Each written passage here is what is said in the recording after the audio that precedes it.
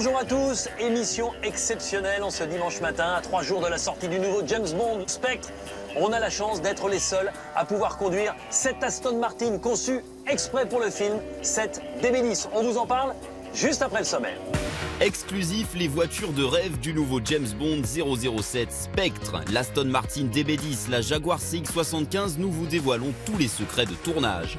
Quelle est la première voiture conduite par James Bond? Pourquoi y a-t-il eu des Ford, des BMW, une Citroën, plein phare sur toutes les voitures de 007?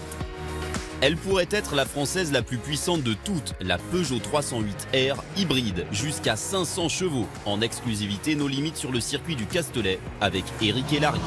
Et ça pousse énormément. Talisman, c'est le nom de la nouvelle grande berline de Renault. Face à la Peugeot 508 et la Volkswagen Passat, que vaut la nouvelle française? Essai. Ah, croyez-moi, c'est absolument extraordinaire de se retrouver au volant de la voiture de James Bond sur la plus belle avenue du monde. Regardez cette parade Aston Martin avec deux DB5 de part et d'autre. La DB5 qui est vraiment la voiture iconique d'Aston Martin et de James Bond. La première fois, c'était en 1964. Pourquoi avez-vous décidé de créer un concept car pour cet épisode de James Bond? Aston Martin. Ça fait plus de 50 ans que notre marque est liée à James Bond. C'est pour célébrer cet anniversaire. Combien de temps pour créer cette DB10? Ça a pris 5 mois pour la construire. Seulement 5 mois. Oui, seulement 5 mois. Ça a coûté cher? Ah Difficult question. Question difficile, oui. C'est une voiture unique, avec beaucoup d'éléments spécifiques. Donnez-nous quelques infos sur le moteur, les performances de cette voiture. Alors, c'est le moteur V8, 4,7 litres, et elle roule jusqu'à 190 miles à l'heure. À peu près 305 km/h. On parle en kilomètres-heure en France. Andy, peut-on imaginer que vous puissiez produire cette DB10 dans le futur? Non, elle a été créée seulement pour le film. Et nous voulons la garder exclusive. Mais elle donne beaucoup d'indices sur le futur design de notre marque.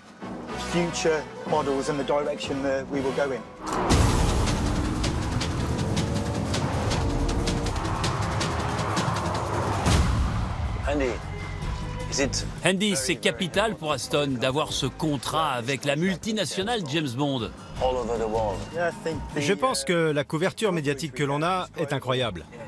C'est la meilleure pub possible dans le monde entier. Au lieu de faire des vidéos publicitaires diffusées à la télévision, les gens regardent un James Bond et pensent automatiquement à Aston Martin. Notre marque fait partie de l'imaginaire des James Bond. Ce partenariat, ça coûte cher? Je peux rien dire. Et de toute façon, j'en sais rien.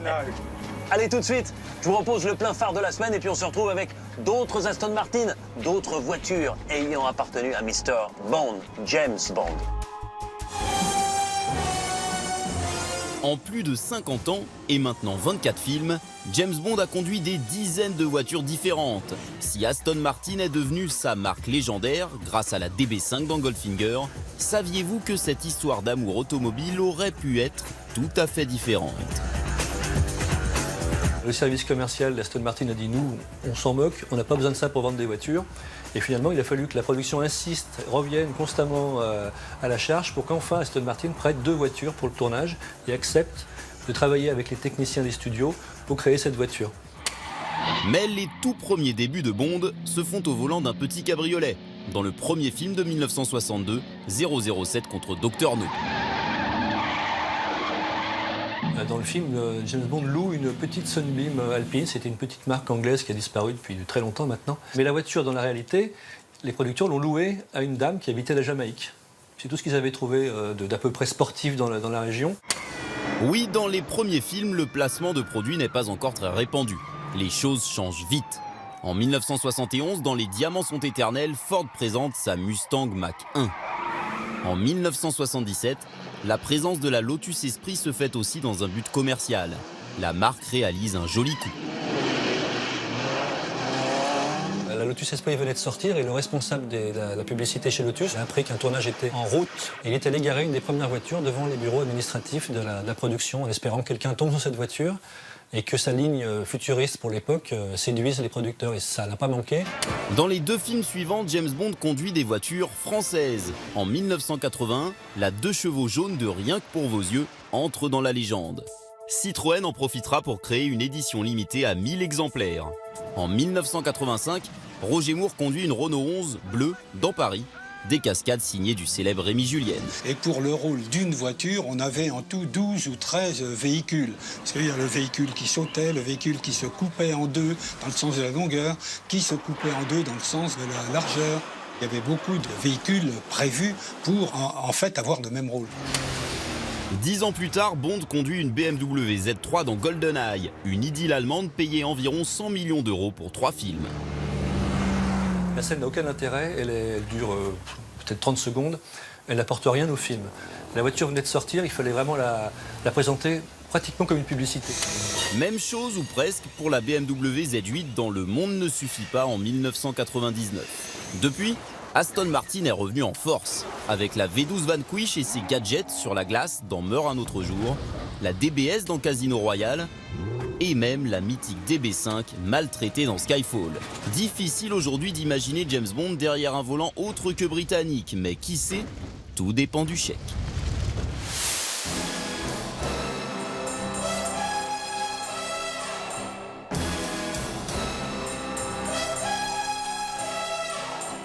Jean-Antoine est une véritable bible de James Bond et de ses voitures. Si on devait déterminer celle qui a le plus de gadgets, on dirait quoi? Spontanément, on va dire la DB5 de Goldfinger. Mais vous avez un autre avis? Ah oui, j'ai un autre avis. Je pense plutôt à la Lotus Esprit qu'on trouve dans L'espion qui m'aimait en 1977.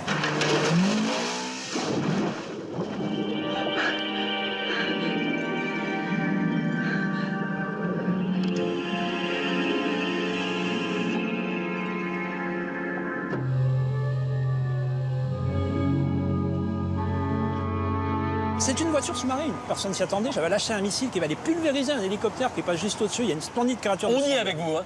Crois-vraiment. Elle se prend pour une sèche à un moment donné. Elle va lâcher de l'encre et puis elle va lâcher des mines aussi, des choses comme ça dans le sonar. Enfin. Vous en parlez comme d'un grand gamin. On vient à Aston Martin avec la DBS. Et là, vous avez une anecdote très croustillante. Elle a une telle tenue de route qu'il était dur de faire des cascades. Oui, alors je la tiens de Rémi Julienne, qui s'y connaît en cascade.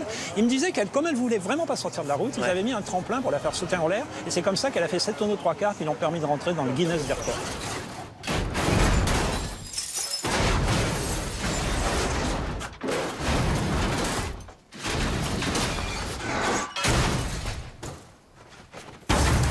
Mais c'est encore cette DBS qui a fait une cascade totalement involontaire avant même le tournage. Oui, au début de Quantum of Solace, il était en train de faire des repérages sur la route et puis je sais pas pourquoi elle a plongé dans l'eau à un moment donné. On lui demandait rien. C'est pris pour une Lotus Esprit sous-marine. Merci beaucoup Jean-Antoine. Et puisqu'on parle de voitures d'exception, je vous propose tout de suite le No Limit de la semaine dans Automoto. Vous connaissez la 308 classique, la 308 GTI. Voici la Peugeot 308 R hybride qui, si elle sort en série, sera la berline compacte française la plus puissante. Eric Hellary est le premier pilote à l'essayer. Donc, bienvenue à bord de cette 308 R hybride. On a différents modes, le mode zéro émission, le mode road, le mode sport et enfin le mode hot lap avec les 500 chevaux. 3 possibilités pour recharger les batteries. Le freinage qui est récupérateur d'énergie, un des moteurs électriques joue le rôle d'un générateur et la recharge sur une borne rapide qui prend 30 minutes.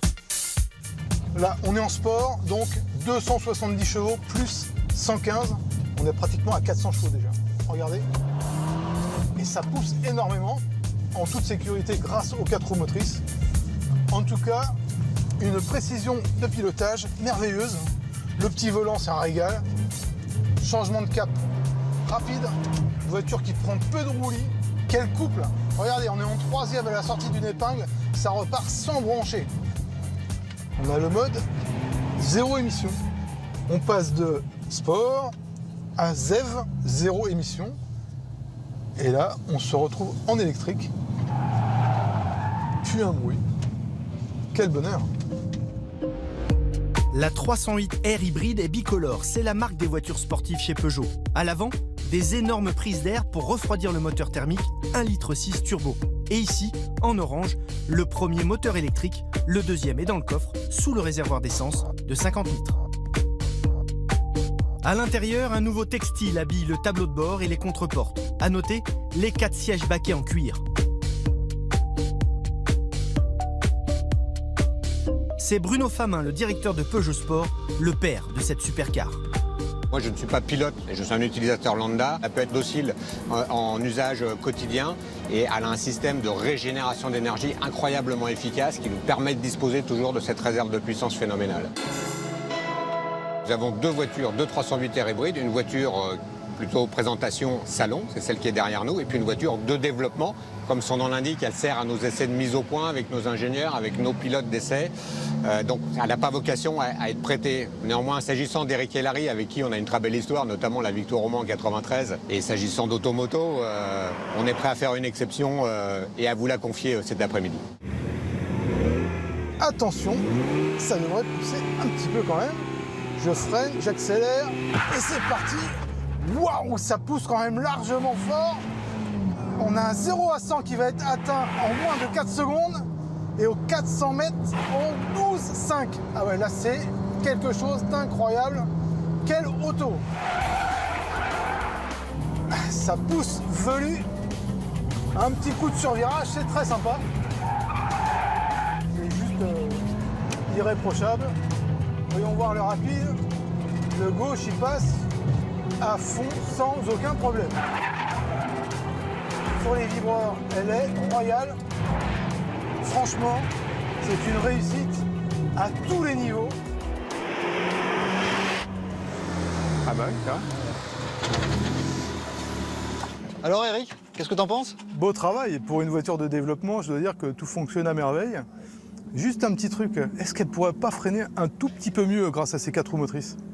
Oui, alors on a une mise au point à freinage à poursuivre. Je suis pas surpris que tu fasses cette remarque.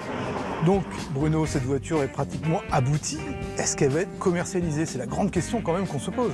Bonne question, Eric. Tout a été vraiment étudié pour qu'elle le soit, ça c'est sûr. Donc on est prêt à ce niveau-là. Maintenant, il faut que la rentabilité du projet soit acquise et c'est ce qu'on est en train de vérifier. Mais on espère bien y arriver. Restez avec nous dans la deuxième partie d'Automoto. On s'intéresse à toutes les voitures de Spectre, et notamment cette DB10, mais pas uniquement. La Jaguar CX-75. Et puis j'aurai la chance de monter à bord de la DB5. C'est la première Aston Martin équipée de gadgets. C'était dans Goldfinger. A tout de suite. À suivre, toutes les infos et les images fortes de la semaine, c'est le 200 chrono. Talisman, c'est le nom de la nouvelle grande berline de Renault. Que vaut-elle face à la concurrence? Essai. Grand format exclusif, découvrez les secrets et montez à bord des voitures de rêve de 007 Spectre, le nouveau James Bond.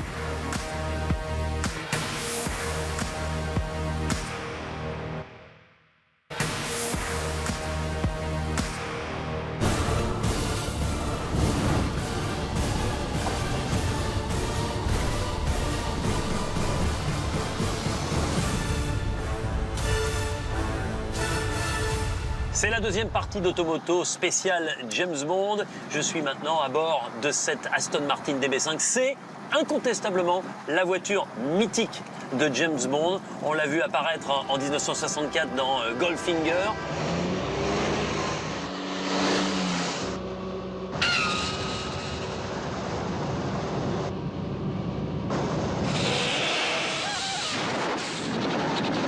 Et elle appartient à Eric qui auparavant rêvait avec une miniature de la DB5.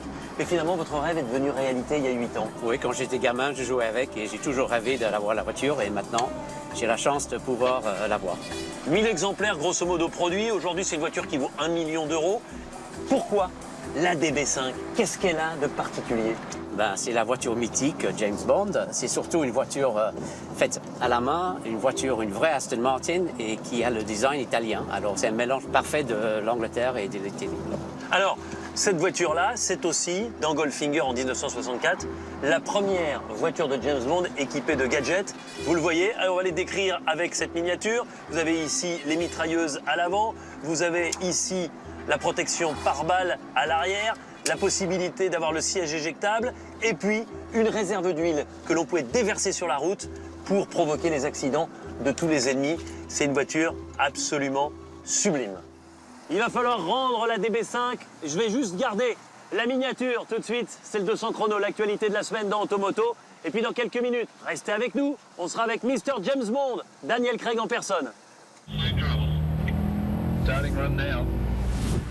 Commençons pied au plancher en Australie sur l'une des routes les plus longues du monde, la Stuart Highway. 2800 km du nord au sud, particularité, une portion de 190 km sans aucune limite de vitesse. Bentley en a profité cette semaine pour tester sa Continental GT Speed et atteindre les 331 km/h. Le moteur W12 de 635 chevaux n'aurait pas fait peur qu'au kangourou. Celle-ci aussi a roulé très vite et elle est française. L'Alpine A450B a remporté son premier succès en championnat du monde d'endurance catégorie LMP2. Ça promet pour les 24 heures du Mans 2016. Autre pilote dans l'actu cette semaine, Mathieu Kassovitz. L'acteur et réalisateur adore le pilotage. Il s'est essayé au volant d'une Peugeot 208 Racing Cup sur le circuit du Castellet. 6 heures de course en alternance avec 3 coéquipiers. Résultat, eh bien ils sont derniers. Enfin, rien de grave, nous à Automoto, on se souvient de ses exploits en moto. Attention cadeau! Le week-end dernier était présentée la nouvelle gamme Triumph Bonneville à Paris. Une moto sortie dans les années 50, devenue légendaire et qui a plein d'adeptes. L'affaire des moteurs truqués du groupe Volkswagen continue. C'est maintenant la marque de luxe Porsche qui se voit épinglée par l'autorité américaine. En cause, les moteurs diesel de certaines Cayenne. La marque a suspendu les ventes de ce modèle outre-Atlantique. En France, les vérifications du gouvernement continuent. Les résultats sont attendus d'ici un mois. Pour finir, on double un camion. Oula, c'est chaud là. Regardez cette innovation de sécurité routière. Un écran à l'arrière affiche la route devant. Et comme ça, vous doublez sans angoisse. De jour comme de nuit. Vive le progrès. À dimanche prochain. Alors certes, il y a beaucoup d'Aston Martin dans James Bond, mais il y a aussi des voitures françaises, souvenez-vous, 1981. Rien que pour vos yeux, avec la délicieuse Carole Bouquet, alias Mélina, c'était sa voiture. Elle a convié James Bond, d'abord comme passager, ensuite comme pilote. Mais Luc, vous nous confirmez qu'au départ, dans le scénario, ça devait être une Aston Martin. C'était le scénario d'origine, et puis c'était plus fun peut-être de mettre James Bond, de confronter James Bond avec une 2 chevaux face à des 504 qui lui en voulaient pas mal à l'époque. Et puis on se souvient de la scène, quoi. C'était cocasse.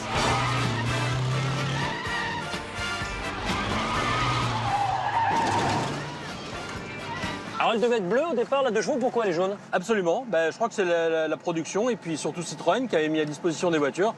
Les voitures, bon, étaient jaunes, donc pourquoi pas, on y va. Est-ce que ça a eu un impact commercial important? Énorme. Je veux dire, quand on donne une voiture à James Bond, que ce soit une Aston Martin, une Citroën, une Peugeot, enfin peu importe, ça a un impact énorme sur le plan communication. Ouais. Encore plus aujourd'hui, mais déjà à l'époque, ça représentait quelque chose de fantastique. Vous vous rendez compte?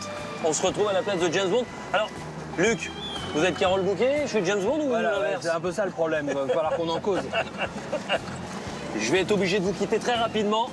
Je peux pas vous en dire plus, c'est top secret, mais j'ai un rendez-vous. Je vois bien.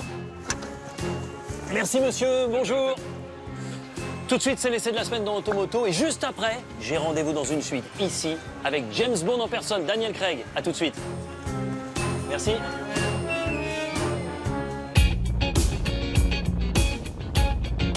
Cette semaine, la star, c'est elle, la Renault Talisman. Une voiture qui a une lourde, très lourde responsabilité, représenter Renault sur le segment ultra concurrentiel des berlines. Face à elle, la Peugeot 508, leader du marché en France, et la Volkswagen Passat qui domine le marché européen. Pendant 20 ans, chez Renault, la berline, c'était elle, puis elle, et enfin elle. Mais en fin de carrière, la Laguna ne séduit plus, Renault se doit de réagir et nous propose le Talisman. En 20 ans, les ventes de la Laguna ont été divisées par 10. Du coup, chez Renault, on a dû tout revoir et repartir d'une feuille blanche. Alors sur ce segment des grandes berlines familiales, finalement, les points majeurs attendus, c'est de l'habitabilité, du confort et de la sécurité pour voyager loin en toute sérénité. Si la Laguna était une des plus compactes du segment, Talisman est long, 4,85 m.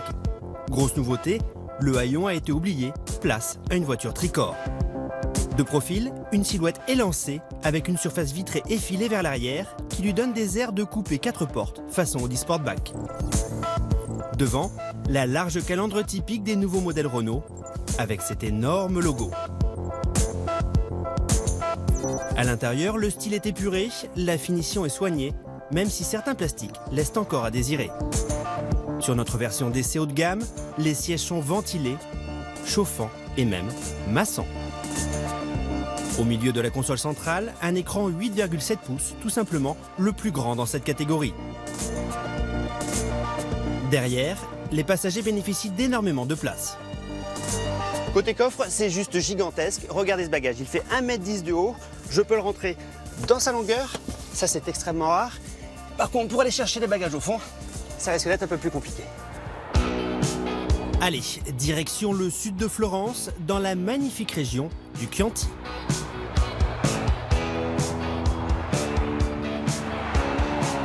Alors ce qui marque tout de suite lorsque l'on prend le volant de ce talisman, c'est la place qu'il y a, le confort, avec ces énormes appuis-têtes dignes d'une classe affaires dans un avion. Et puis le talisman, c'est 4,85 m, aussi long qu'une Renault Espace, et pourtant, dans ces petits lacets, elle s'en sort extrêmement bien. Son atout, un système 4 roues directrices. Le principe est simple, les roues arrière braquent dans le sens opposé des roues avant. La voiture gagne en motricité et en agilité. Grande première sur le segment, le talisman propose en plus des 4 roues directrices un système d'amortissement piloté. 5 modes de conduite sont alors proposés au conducteur en fonction des conditions de route. Alors là, on est en mode confort, on se fait masser par les sièges, on va appuyer sur ce petit bouton pour passer en mode sport, on va voir ce qu'elle a dans le ventre. Tout de suite, ça accélère plus fort, les rapports passent plus vite, les suspensions sont plus fermes, ça se comporte plutôt bien dans les courbes. Mais franchement, par rapport à ce que propose la concurrence, ça manque un tout petit peu de puissance. Sous le capot de notre modèle d'essai, le diesel de 160 chevaux. Un peu court, surtout face à la Passat, qui propose jusqu'à 240 chevaux en diesel. Mais le véritable terrain de jeu du talisman reste l'autoroute. Bien insonorisée, une consommation annoncée d'un peu plus de 4 litres au 100, elle est faite pour avaler les kilomètres. Finalement, cette berline nous aura un peu déçus par le manque de folie de son design et le manque de puissance offert par son moteur. En revanche, elle nous aura beaucoup plu pour la place qu'elle offre au conducteur et à ses passagers, par son agilité dans les petits virages et par son prix. Si notre modèle d'essai toute option dépasse les 40 000 €, la version d'entrée de gamme débute à 27 900 €, ce qui la place dans la même fourchette de prix que sa principale concurrente, la Peugeot 508. Arrivée en concession le 6 décembre.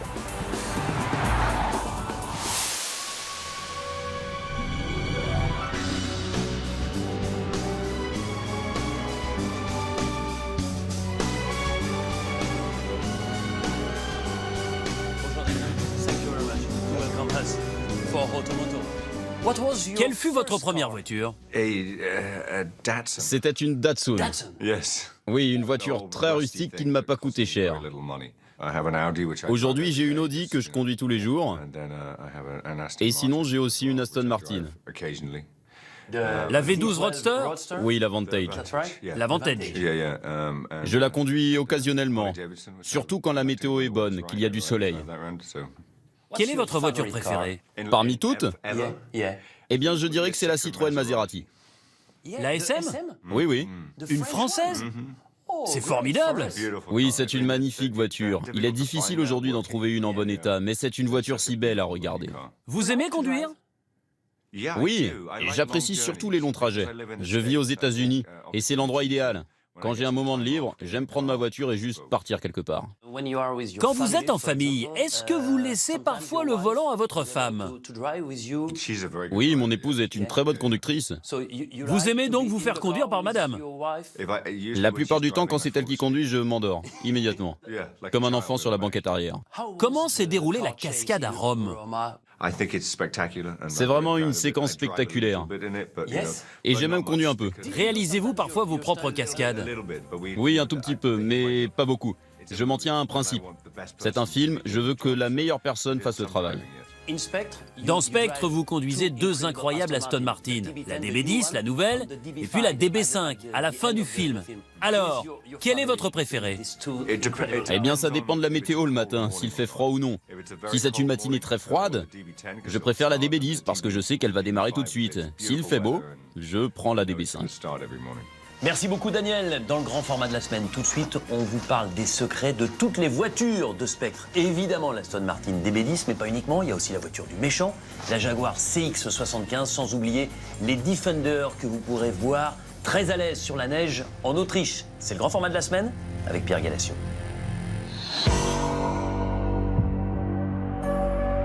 Nous l'avons désiré, guetté, et fantasmée depuis presque un an.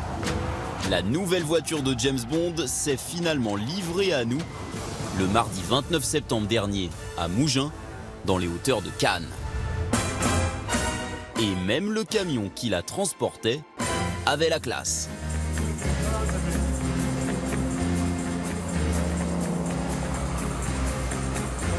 Ce chauffeur déplace la voiture partout en Europe pour la promotion de la marque. Et ce jour-là, première présentation en France de cette Aston Martin DB10. Une soirée dans un hôtel de luxe, réservée bien sûr à une clientèle triée sur le volet. Et évidemment, on est habillé pour l'occasion. Alors profitons-en avant que la nuit tombe et que la voiture soit prise d'assaut pour l'admirer et surtout vous faire pénétrer à l'intérieur. Regardez d'abord l'ouverture de la porte. Il n'y a pas ça sur toutes les voitures. Le siège conducteur a été réalisé aux mesures exactes de Daniel Craig. Il fait 1,78 m. L'habitacle est luxueux, fibre de carbone, cuir, alcantara. Et sur le volant, il y a même un lecteur d'empreintes digitales censé démarrer la voiture. Il y a plein d'autres petits gadgets, notamment sur le levier de vitesse. On n'a pas le droit de vous le montrer, mais on se doute de quelque chose. 007 reste le meilleur agent commercial d'Aston Martin. La concession de Cannes organisatrice de cette soirée l'a bien compris.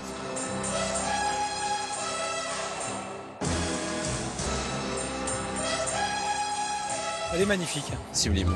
Sublime. Très belle. C'est Aston, c'est toujours aussi classe. Ça a toujours été ma voiture de rêve. Je suis fan de James Bond, forcément de sa voiture. Elle devrait être dans mon garage. La DB10 n'est pas à vendre, mais Aston Martin a profité de la sortie du nouveau James Bond pour créer cette édition limitée à 150 exemplaires de la DB9 GT. Et ce soir-là, elle a trouvé acheteuse. C'est un rêve. Voilà. Manque Daniel quand même, à côté. Pour vendre cette voiture, ça a été plutôt simple dans le sens où c'est une vraie série limitée. C'est l'achat coup de cœur. La DB10 a été fabriquée uniquement pour le film. Elle affronte, dans la première course-poursuite à Rome, la Jaguar orange du méchant, la CX-75. Cette Jaguar n'est pas une nouveauté. Le concept avait été présenté au Mondial de Paris en 2010. Pour nous en approcher, direction la banlieue de Londres. La plaque d'immatriculation est toujours celle de Rome. Et ici, nous rencontrons un Français qui a participé au développement du moteur de la voiture et qui l'a aussi suivi partout pour le tournage de Spectre. Alors par rapport à la voiture de James Bond, qui est très belle, celle-ci, elle est très belle, mais elle est très puissante. Voilà. Voilà. Si la poursuite était en vie réelle, je crois que James Bond, il n'aurait aucune chance. Alors ce moteur-là, parlez-nous-en un peu du moteur de la voiture du méchant. 850 chevaux, hybride, donc avec du couple tout le temps, 320 km/h, 0 à 100 en 3 secondes. Et malheureusement, cette voiture ne sera pas produite, n'a jamais été produite. Non, il n'y a aucun plan pour l'instant pour la produire, malheureusement. Sous le capot, 3 moteurs, un 4 cylindres biturbo de 500 chevaux, 2 moteurs électriques de presque 400 chevaux. La CX-75 peut même rouler une cinquantaine de kilomètres en mode 100% électrique.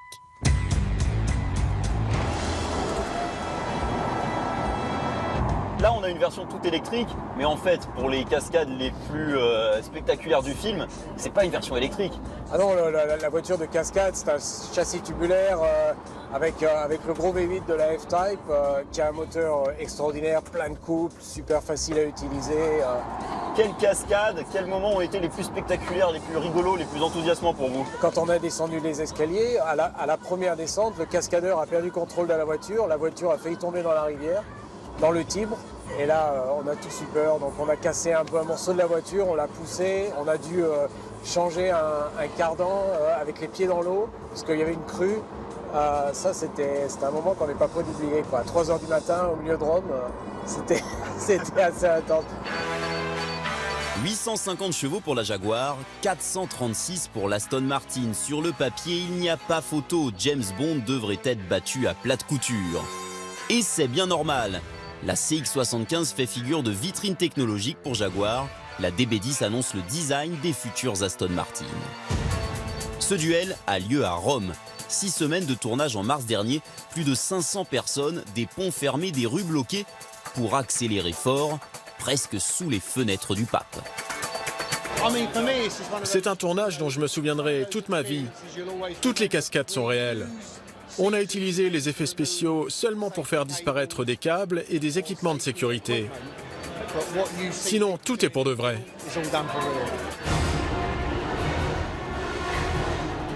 Et on a roulé à 170 km/h dans Rome. Reste l'inévitable question, combien ça a coûté? Si vous voulez un ordre d'idée, on a sans doute dépensé 25 millions de dollars pour cette course-poursuite. Sur les 7 Jaguars et les 8 Aston Martin créés pour les besoins du tournage, aucune n'a été cassée. Alors, qui est le pilote derrière le volant de cette fameuse DB10? Nous l'avons cherché. Et nous l'avons trouvé. Bonjour Marc, merci. Mark Higgins, triple champion de rallye au Royaume-Uni. C'est son 3e James Bond en tant que pilote cascadeur. Nous l'avons interviewé entre 2 courses grâce à Internet. Les flammes qui sortent des pots d'échappement, c'est un gadget que j'active. Il y a aussi une mitrailleuse et un siège éjectable. Heureusement que je n'ai pas eu à appuyer sur ce bouton-là. On a fait des tests en Angleterre pour les suspensions de la voiture qui devait effectuer un saut. Mais à Rome, tout était différent. Les pavés, la température plus élevée. Mon meilleur souvenir reste la course au Vatican à 150 km/h en dérapage. Et le pape était à l'intérieur. Il n'est pas sorti pour une virée dans la voiture, mais il semble avoir approuvé puisqu'il ne s'est pas plaint.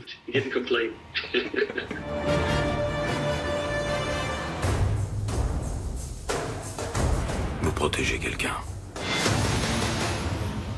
Laissez-moi, allez-vous-en! La 2e course-poursuite spectaculaire a lieu à la montagne en Autriche, avec ce Range Rover SVR, un luxueux 4x4 de 550 chevaux que nous vous avions présenté il y a un mois dans Automoto. Land Rover a mis les moyens pour apparaître le plus possible dans le film. Et l'autre véhicule des méchants, eh bien, c'est ce Defender modifié avec des roues énormes. À l'intérieur, pas beaucoup de changements, hein, c'est toujours aussi rustique. Bon, les méchants ont quand même la radio, mais surtout, regardez ici, 2 boutons ont été ajoutés. Et ça, c'est pour allumer d'énormes lumières, pour mieux pourchasser James Bond. Pourquoi je vous ferai confiance? Parce qu'avec moi, au moins, vous avez des chances de rester en vie. Ce qui ne sera pas le cas du Land Rover Defender. Il dit adieu à son public avec ce film. Sa production s'arrête en janvier 2016.